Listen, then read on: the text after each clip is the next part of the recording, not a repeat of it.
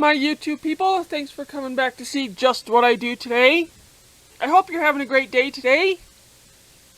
It is rather early again in the morning, and as you can see, we are inside, standing in front of the crock pot again.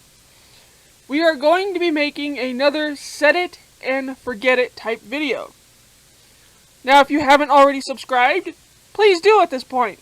And whack the like button, and leave a comment down below. Anything you want. Any comment will help me. Even if it's just saying hi, or anything else you want to say. But anyways, as I said, this is a set it and forget it type crock pot dinner again. But this one is a pulled corned beef sandwich recipe. Now I've got 2 corned beefs in the bag. We're going to put them in the crock pot. And now these corned beefs have been marinating for about roughly 2.5 days. They only have somewhat of a dry rub on them. It's mostly just meat marinade and the little seasoning packet they happen to come with. Now the seasoning packet doesn't have much in it. It has like some mustard seeds, some red pepper flakes, and fennel, just a little bit. But I put that on it, patted it all in, stuck it in a Ziploc, left it in the fridge for about 2.5 days. So now we are going to put both of these in the crock pot on high.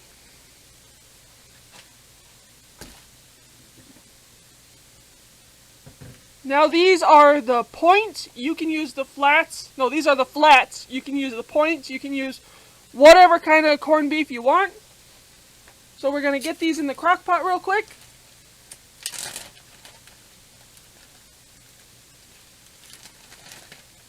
Preferably, just like last time, fat side up. Now I'm going to leave the mustard seeds and everything else on them, because that'll help flavor the broth down below.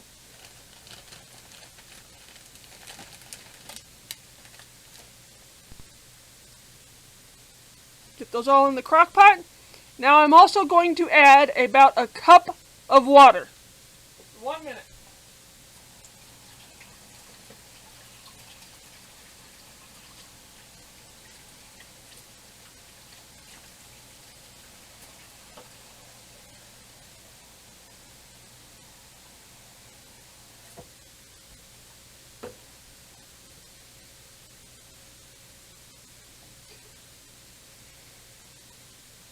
I just filled up my pizza cup, and we're just going to pour it in.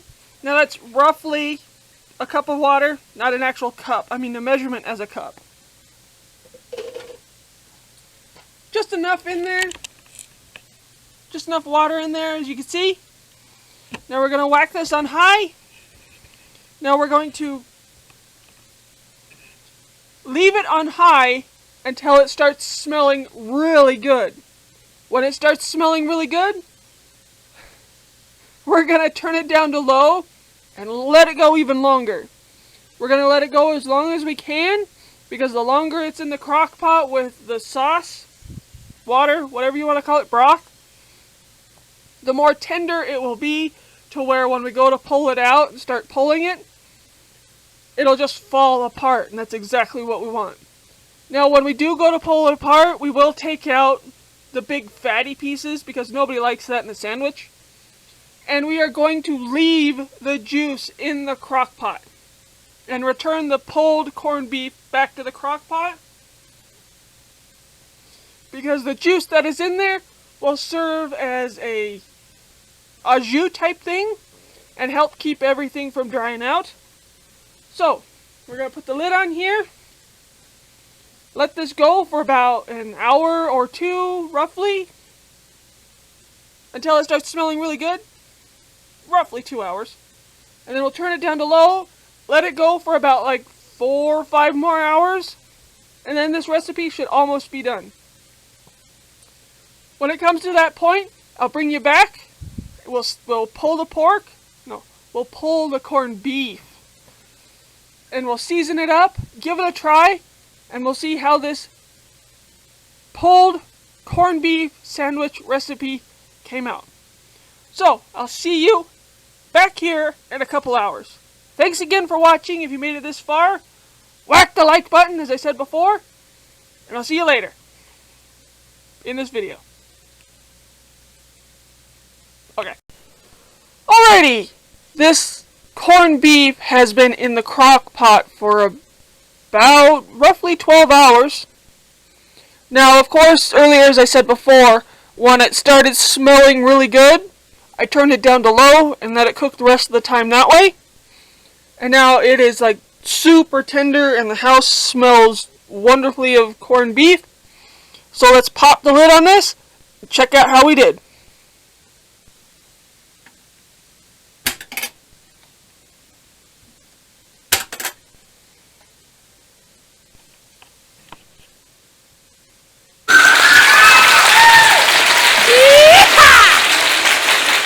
Looks really good. It has a lot of juice in there to make a lovely au jus. I did take some of the juice out and make a gravy. If you want to see how I made the gravy, just go back to the Set It and Forget It St. Patrick's Day dinner. I made it the same exact way. But let's see if we can shred this, pull this, whatever you want to call it.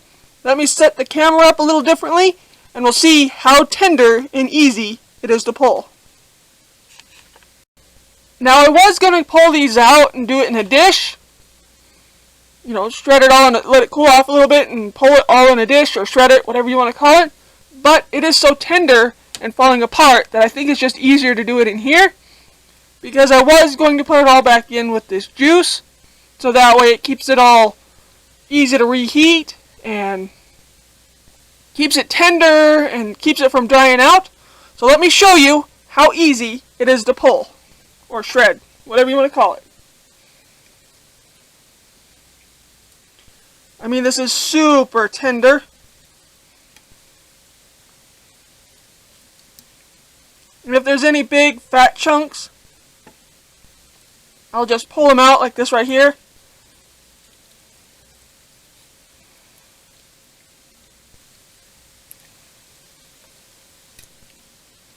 See how easy it is to it just wants to fall apart? That's exactly what we wanted. Because we want this to be a nice tender meat for the sandwiches. I'm going to put this on potato buns. And then everybody has an option of either having it as an au jus with a bit more sauce, loose sauce on it, or if they want gravy. Because this is for family night dinner, I'm going to take this over to my aunt's house. I made some au gratin potatoes and some broccoli cauliflower. So yeah, super easy, just completely falls apart on its own. Barely any work at all, but that is exactly why we let it simmer in its own juices for about 12 hours. A super simple, set it and forget it, easy dinner. So if you set it before you went to work, or set it up while you were getting ready for work, and then right before you left for work, turn it down to low, and just let it go until you get home from work. You'll have an easy and simple dinner. Make some mac and cheese to go with it, or au gratin potatoes like I did. And you've got yourself a really nice and simple dinner. And that's just with one fork. Could have grabbed two, probably would have been a little easier, but I wanted to show you how easy and tender it was. Super nice. Lots of flavor because we're using the juice as an au jus that it cooked in. And we did let this marinate for about 2.5 days in just a simple meat tenderizer and just the little doofy packets that it comes with. Here, would you like to try a bite? Careful, it is super hot. Yikes, that was really hot, wasn't it? But it's super tender, not tough to chew at all, really nice, flavorful. I was going to season this, but it's got so much flavor as it sits right now that I'm just going to leave it the way it is. I am going to take some scissors and just come in and cut a little bit so that way they'll fit a little more uniformly on the potato bun, because there is long strands of meat. so that way everybody gets a decent amount. You know, just a little bit like that. That should do just fine. But it just wants to fall apart.